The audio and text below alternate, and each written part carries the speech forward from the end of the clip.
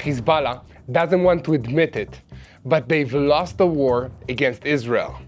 The internationally recognized government of Lebanon agreed to an American proposal for a ceasefire, and early Tuesday morning there were reports that Hezbollah has agreed to it as well. This follows a weekend that saw a large volume of rockets and suicide drones fired into Israel by Hezbollah and several Israeli airstrikes on Hezbollah targets all over Lebanon. One such strike was in the heart of the capital city of Beirut and resulted in the elimination of Hezbollah's chief of propaganda and public relations. At the same time, reports have emerged that the IDF has moved heavy artillery across the border into southern Lebanon, allowing it to hit Hezbollah targets even further north. Amos Hochstein, the special envoy of US President Joe Biden, is scheduled to be in Lebanon today for talks aimed at finalizing a ceasefire agreement, and we have a good idea of what the proposals look like. Meanwhile, in Israel, a direct hit from a Hezbollah rocket fragment caused damage and casualties in the Tel Aviv suburb of Ramat Gan. In the Gaza Strip, Hamas is trying to reestablish its authority in the central region, claiming to have eliminated 28 thieves in a special operations. Hamas has also made a strategic move to cut off contact with those holding the remaining Israeli hostages. Meanwhile, senior Hamas officials have left Qatar, and there are strong indications that they have sought refuge in Turkey. But a strong warning not to let them stay there has come from the White House. There's a lot to talk about today, so let's dive into the details.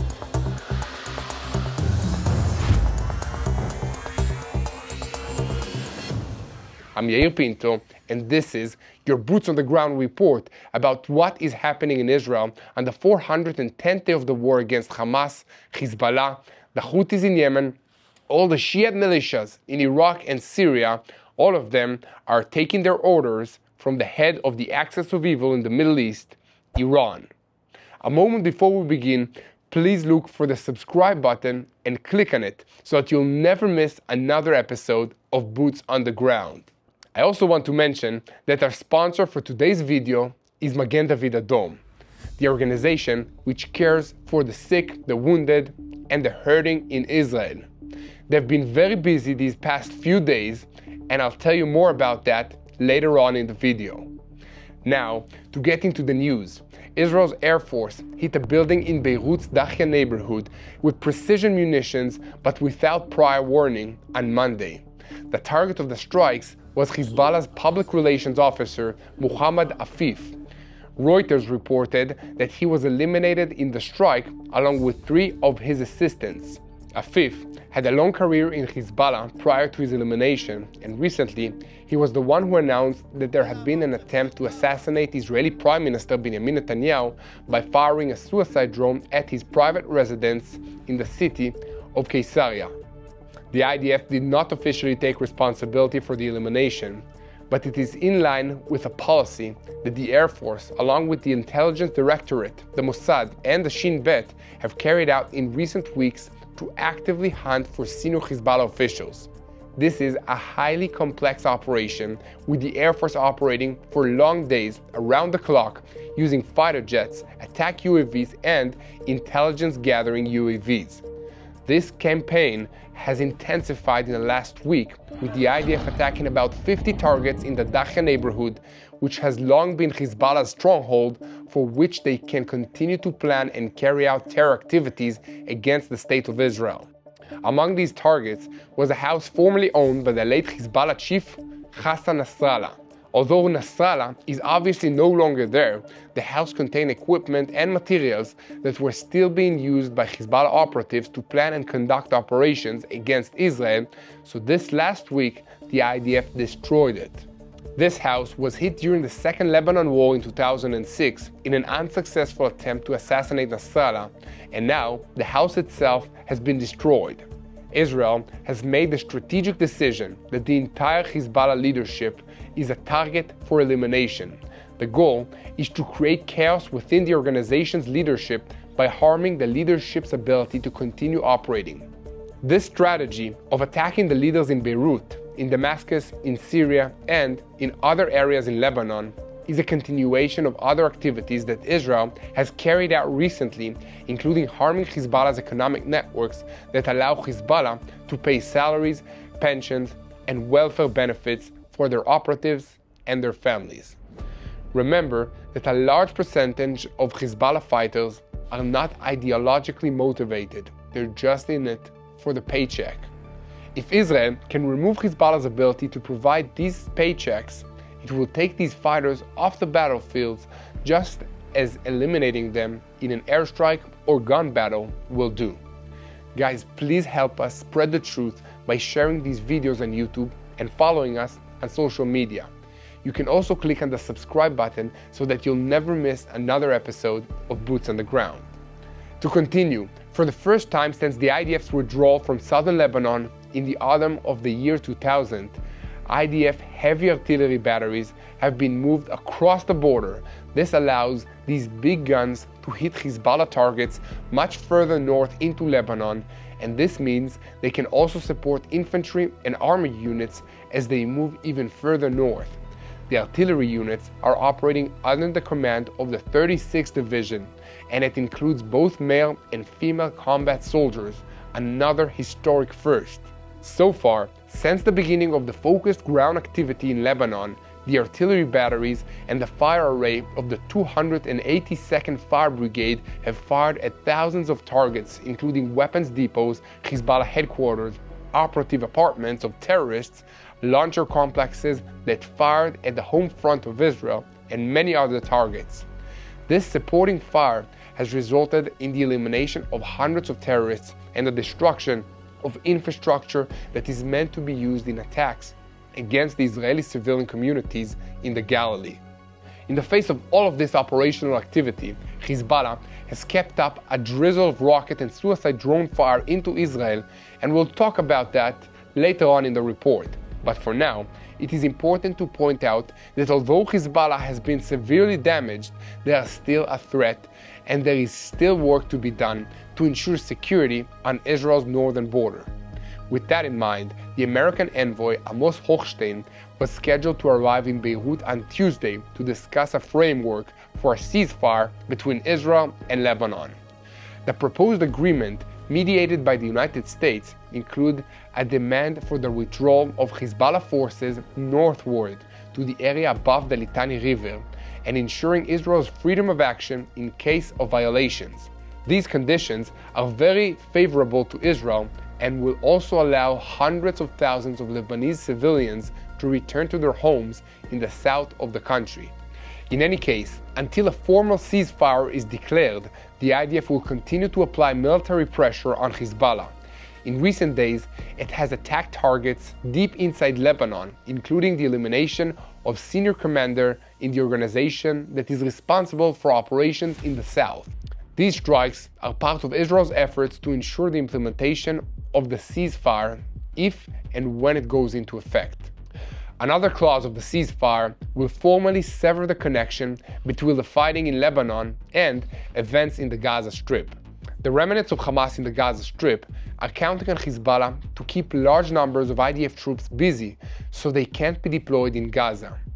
There might even still be hope among some Hamas leaders that Hezbollah will be able to distract Israel enough for them to survive.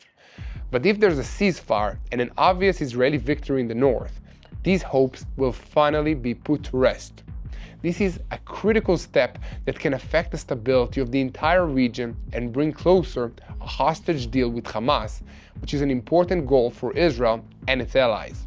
Furthermore, something that everyone knows but few are ready to say publicly is that Hezbollah has been very weakened by their battle with the IDF, and they are more vulnerable than ever before to pressure from other factions within Lebanon. The hope in many circles is that after the IDF withdraws from Lebanon and this war officially ends, Hezbollah's role in Lebanon, and with it Iran's influence, will be greatly diminished. The people of Lebanon have suffered greatly under Hezbollah's domination, and they deserve something different. Meanwhile, the security situation in central Israel continues to be tense On Monday, a Hezbollah-launched rocket scored a direct hit in the Tel Aviv suburb of Ramat Gan, wounding 5 people.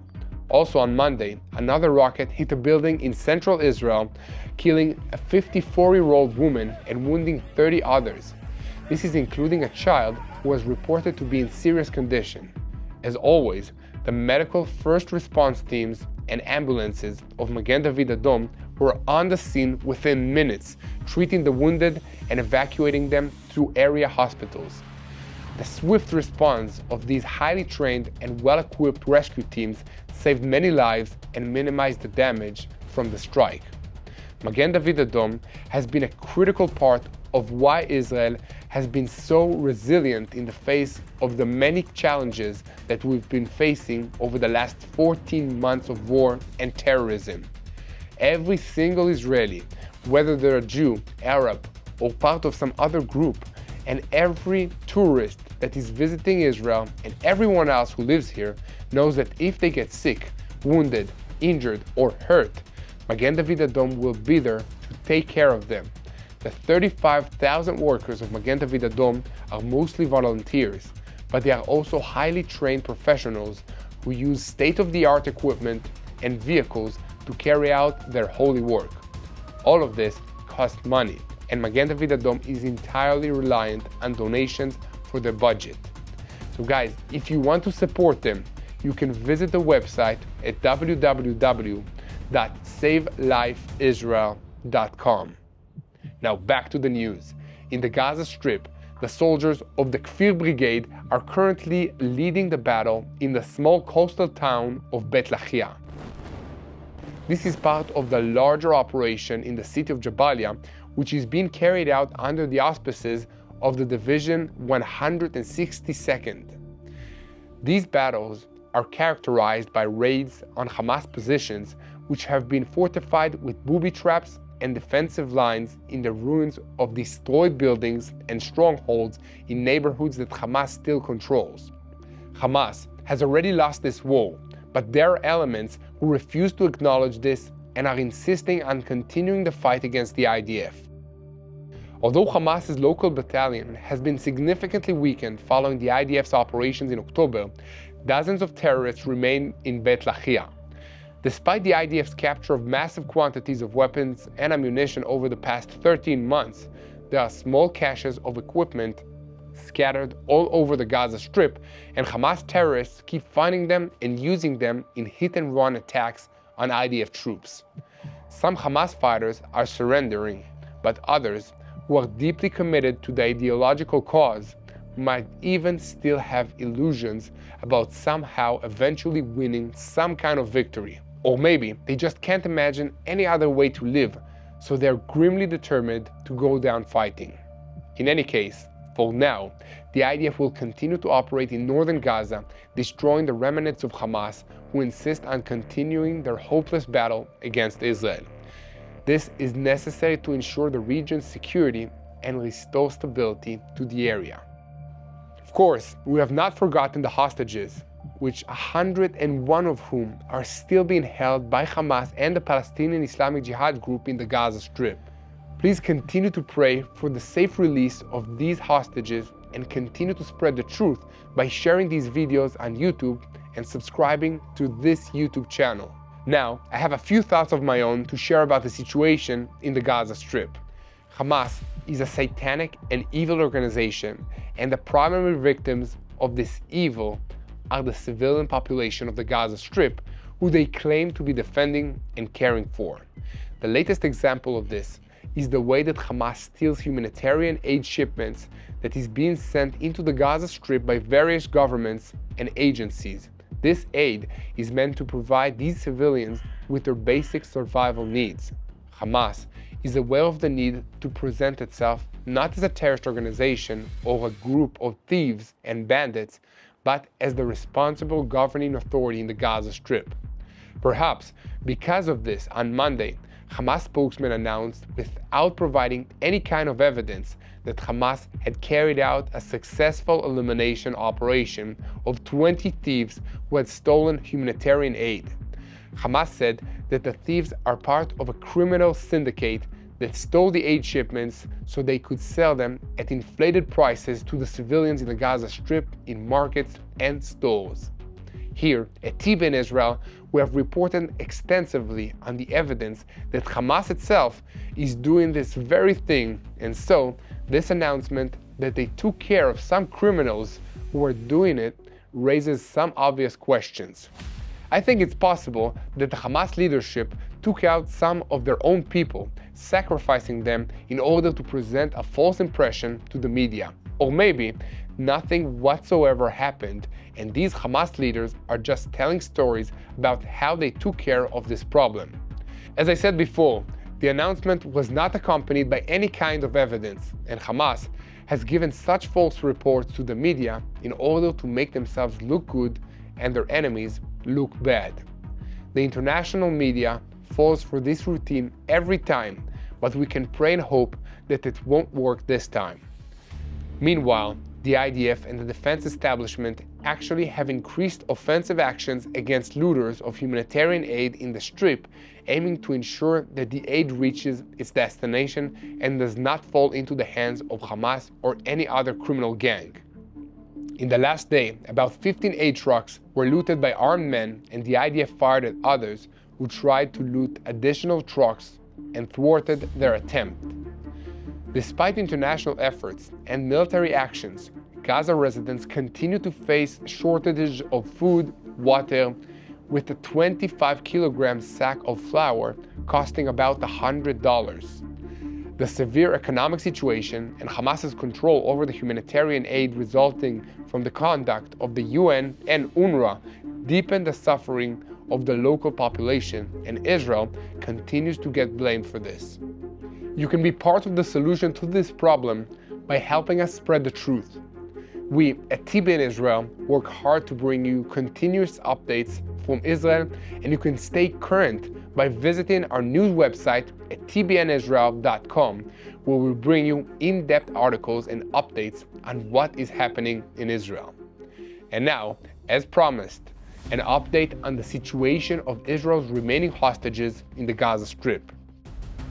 A senior source in Hamas revealed to the newspaper El Arabiya El Jadid in recent days that the connection with the leadership in the Gaza Strip responsible for guarding and caring for the hostages was cut off about a month ago.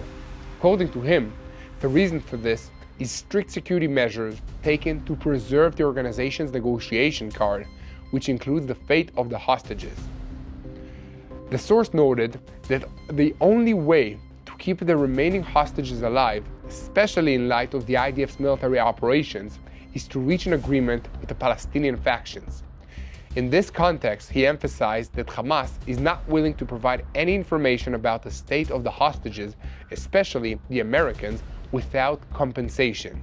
He also noted that the refusal to provide the information, including videos of the American prisoners, led to intense pressure from Washington on the mediators.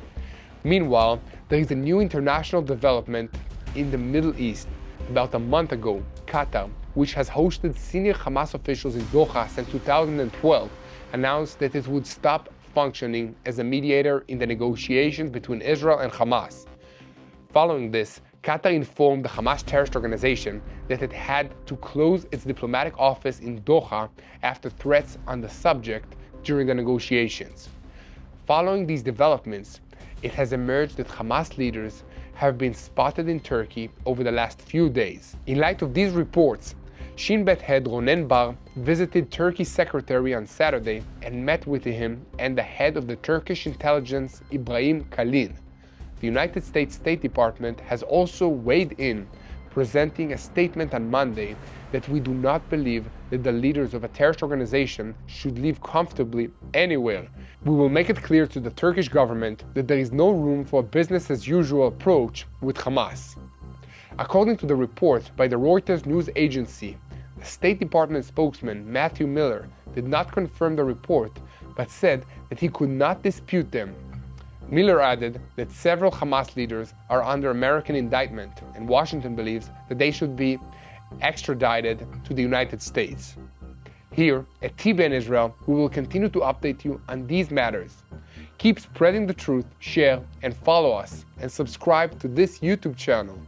And do more. Pray. Please pray for Israel. Pray for the IDF soldiers wherever they are, in the air, at the sea, and on land. Pray for the swift return of the hostages in Gaza. Continue to pray for the peace of the residents of the north, that they may return home safely soon. And most importantly, don't forget to pray for the peace of Jerusalem.